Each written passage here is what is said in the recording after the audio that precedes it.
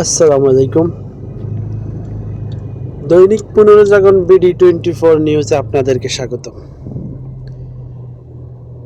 MK সার্কেস নদীর বেড়িবাঁধে প্রতিনিয়ত ছিনতাইকারী এবং মাদক ব্যবসায়ীদের তৎপরতায় অতিষ্ঠ এলাকাবাসী। বিস্তারিত জানাচ্ছেন ভিডিও চিত্রে ফরিদ খান ইফতি। হাজীগঞ্জ MK সার্কাস এলাকায় কোটি টাকা খরচ করে নদীর পাড় দিয়ে জনসাধারণের চলাচলের রাস্তা তৈরি করার পরেও স্বাধীনভাবে চলাচল করতে পারে না জনগণ। প্রতিনিয়ত মোবাইল, নগদ টাকা ছিনতাই হচ্ছে প্রতিনিয়ত।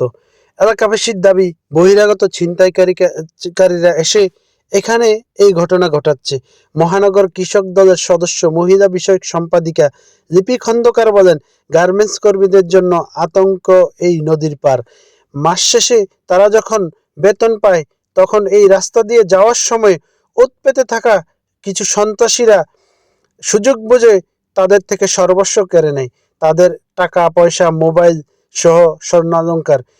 যুবক থেকে বৃদ্ধ এবং কিশোরী থেকে বৃদ্ধা নারীরা সহ তাদের এই ছবল থেকে রেহাই পায় না।